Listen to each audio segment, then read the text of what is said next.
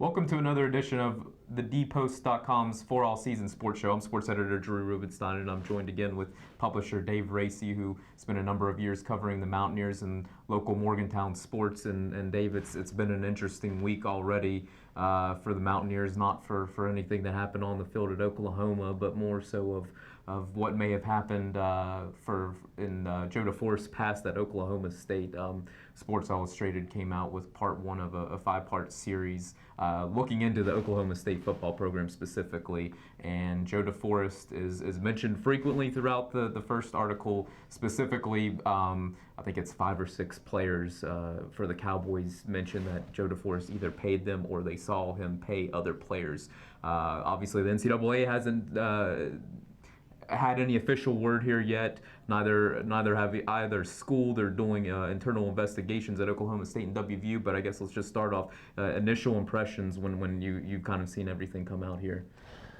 Well, I would say, yeah, you're always shocked that something like this would happen. You know, all the universities and the major football programs and basketball programs and the coaches and the athletic directors and the presidents all say we run a clean ship here, and then all of a sudden one of them gets caught or exposed and things like that, and there's a shock that goes around through the whole system. But I guess my thing is that I don't think we should be shocked anymore. It happens a lot, and these players should be being paid for their play, and then that would really take a lot of this out of the equation. But even the recruiting is just, there's so much pressure on the coaches and stuff, and it's, if they don't win, they get fired, and the universities, I think, have just got things a little bit backward, and they're putting too much emphasis on sports and football, and it's driven by television. And this is the thing that happens, in the professional leagues, it's the steroids and things like that, because those guys are fighting for jobs, and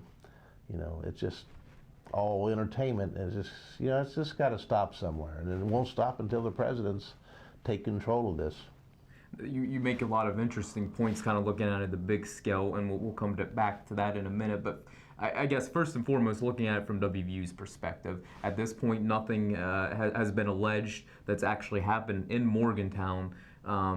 That said, they are doing an internal review to try to see what Joe DeForest may have done and if any of those practices came into Morgantown. How should WVU proceed here? Are they doing the right thing so far? And what's your reaction there? Well, my reaction is just a basic duck and cover.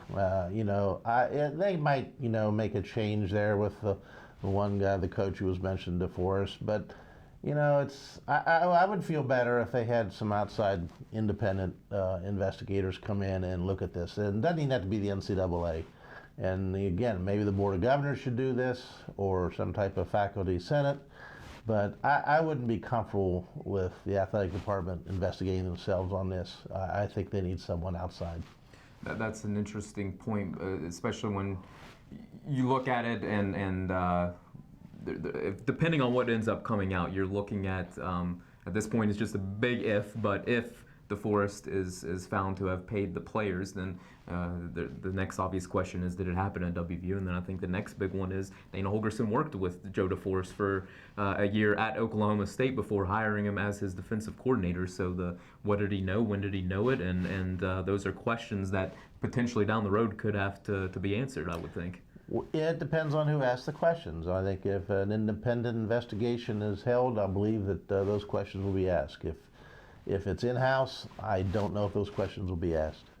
And going back at the bigger scale, college athletics as it is today, you made a number of interesting points there, and the point that some people either want to believe or still do believe that the universities are more about representing the state and themselves, whereas I think I tend to agree with you where the direction of things is it's more of a big business more than anything else, and as a result, when you have a big business trying to coexist with the academic world, a lot of issues kind of arise from that situation that probably should have never been merged in the first place.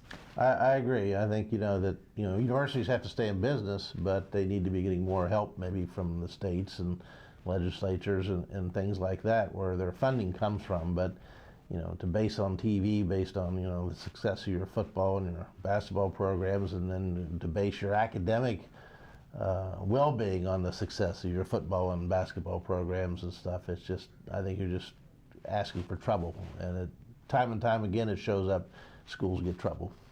Dave, I appreciate your time. I have a feeling we'll probably delve some more into this topic and just kind of everything that springs out of it. But thanks for joining us here, and please continue to check thedpost.com for all the latest on the Mountaineers. Thanks for joining us.